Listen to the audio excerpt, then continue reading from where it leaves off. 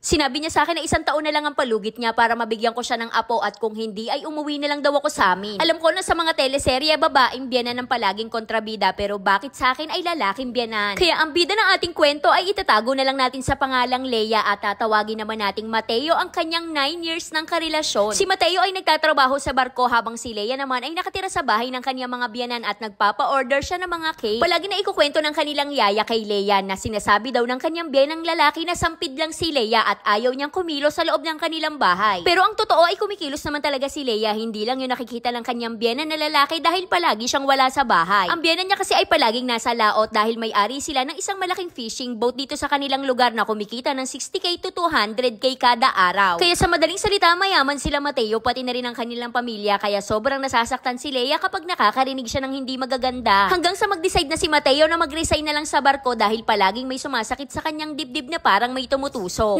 Na-aksidente kasi noon si Mateo sa motor at nagkaroon ng fracture ang kanyang collarbone at na-approve naman na kanyang resignation. Pero kailangan panghintay ni Mateo ang kanyang kapalit sa barko bago pa siya makababa kaya palaging nagtatanong ang kanyang biyena na lalaki. At sinasabing bababa pa siya ng barko, ano na lang ang gagawin niya dito at meron na ngang isa dyan na wala pang trabaho kahit may pinag-aralan naman. Pagkatapos pagbaba niya dito, iaasa niya lang sa atin ang lahat kaya pinilit na lang ni Mateo na magtuloy na lang ng trabaho sa barko. Kaya alam ni Leia na pinaplastic lang sila ng biyena niyang lalaki at hindi lang sa kanila ganun siya magsalita pati sa sarili niyang asawa. Dahil pati ang biyenan niyang babae ay madalas din mapagsalitaan ng masasakit kagaya na lang ng salitang buang. Ang tawag din sa kanya ng biyenan niyang lalaki ay hilaw dahil hindi naman daw sila kasal ni Mateo. May balak naman daw sila na magpakasal pero inuuna muna nila ang magkaanak dahil may PCOS si Leia at gumagastos sila sa mga vitamins at check-ups. Kaya hindi na lang sinasabi ni Leia sa kanyang mga biyenan na pinapadalhan siya ng pera ni Mateo dahil alam niya na hindi naman nila maiintindihan ang kanilang sitwasyon. Hindi niya rin maipagtapat sa kanyang mga biyenan na may PCOS siya dahil baka isipin nila na lalo silang hindi magkakaanak dahil mahihirapan siyang magbuntis. Nung minsan kasi ay napagsabihan na siya ng kanyang biyenang lalaki na kung hindi siya kayang bigyan ng apo ay isosoli na lang siya sa kanyang pamilya. Maghahanap na lang daw sila ng ibang babae na kayang magbigay ng apo sa kanila at take note na sa isang restaurant sila nung sinabi yun ng kanyang biyenan. Dinagdag pa ng kanyang biyenan na 1 taon na lang ang ibibigay na palugit sa kanya para mabigyan sila ng apo at kung wala pa rin ay umuwi na daw si Leia sa bahay nila. Kaya kahit gutom na gutom si Leia noong mga oras na yon, konti lang ang kanyang kinain dahil kagad na siyang lumabas ng restaurant. Masakit para kay Leia ang mga naririnig niyang salita pero tinitiis niyang lahat alang-alang na lang kay Mateo. Kaya maghihintay na lang po ako kung kailan niyo mapili ang aking kwento kaya hanggang dito na lang Ate Charis. At para kay Leia, parang hindi niya naman kailangan magtiis sa poder ng kanyang mga biyenan dahil parang carry bills naman nilang umupa ng apartment. Kasi mga babaeng may PCOS kahit alam naman natin na walang gamot pero makakatulong pa rin sa atin yung nasa stress-free tayong environment. Kasi kung yung sariling ang asawa ng biyenan mong lalaki nagagawa niyang pagsalitaan ng masasakit, paano ka pa? Kaya para sa akin, simple lang ang sagot sa problema mo at walang iba yon kundi umalis ka na dyan at umupa ka na lang ng apartment o di naman kaya ay umuwi ka na lang sa inyo dahil nasa barko naman si Mateo.